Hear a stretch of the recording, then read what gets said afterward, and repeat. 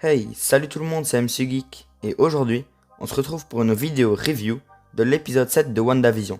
Et mon dieu, quel épisode de folie qu'on a eu. Bien évidemment, il y aura des spoils, donc partez si vous ne l'avez pas encore vu. Aujourd'hui, je souhaiterais donc principalement parler et théoriser de 3 éléments de l'épisode.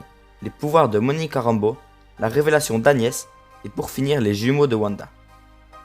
Juste avant de venir au sujet que je vous ai énoncé, je souhaiterais très vite parler de ma théorie de la dernière fois, parce qu'elle a partiellement été démentie dans l'épisode. J'avais donc dit dans ma dernière vidéo que Hayward souhaiterait récupérer Vision pour recréer la pierre de l'esprit et faire des expériences avec.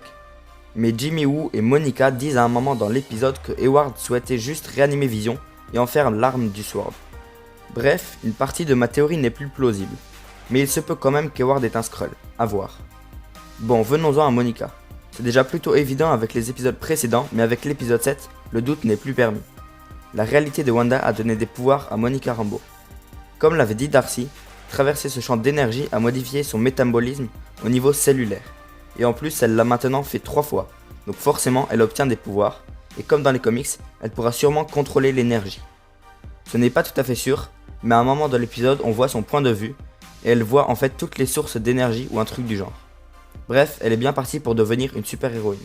En plus, l'uniforme qu'elle reçoit pour traverser le champ d'énergie et les vêtements qu'elle porte après sont probablement un easter egg et un teasing de son apparence des comics. Dans les comics d'ailleurs, elle a eu plusieurs identités de super-héroïnes, Spectrum, Photon et Pulsar. Il est fort probable qu'elle prenne d'ailleurs le nom de Photon dans le MCU, sachant que c'est aussi le nom de code de sa mère.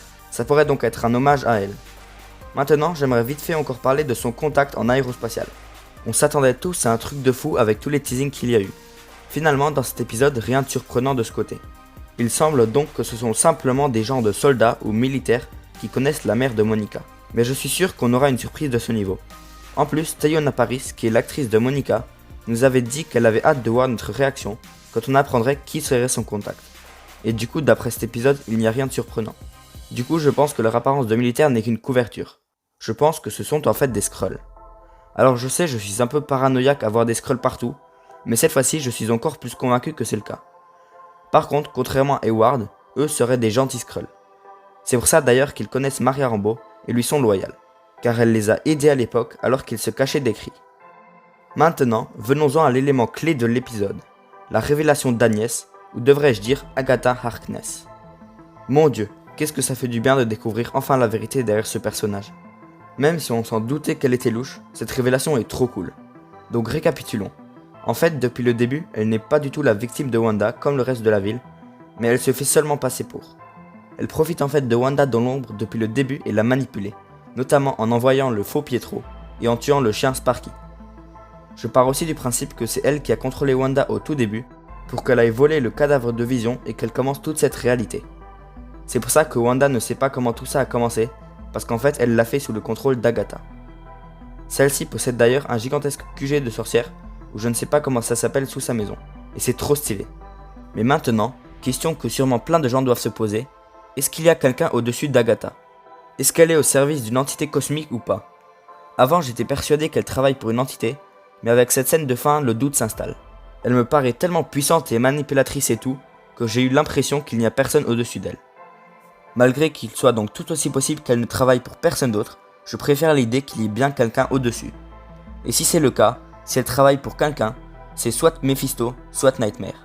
Ça pourrait être Mephisto puisqu'Agatha a sans arrêt fait des références à l'enfer et au diable dans les précédents épisodes, mais ça peut aussi être Nightmare puisque c'est le méchant principal dans Doctor Strange 2, et vu que le film et la série sont liés, ça serait logique.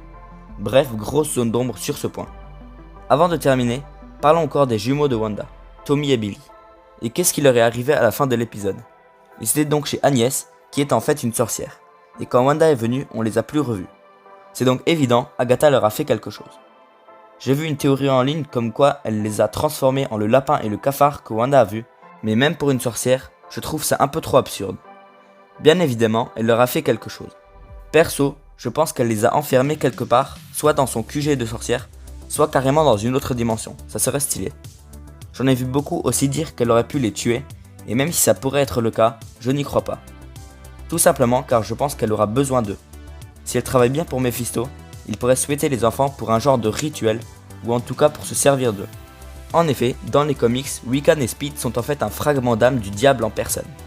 Je peux donc bien imaginer que l'objectif d'Agatha depuis le début était les jumeaux, pour qu'elle puisse les donner à Méphisto.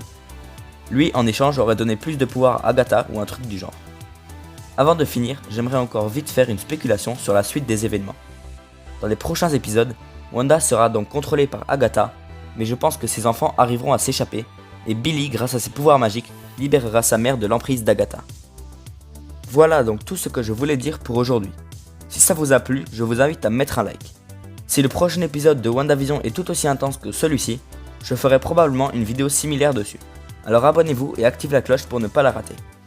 Sinon, vous pouvez aussi me suivre sur Instagram si vous le souhaitez. C'était donc MCU Geek et je vous dis à la prochaine.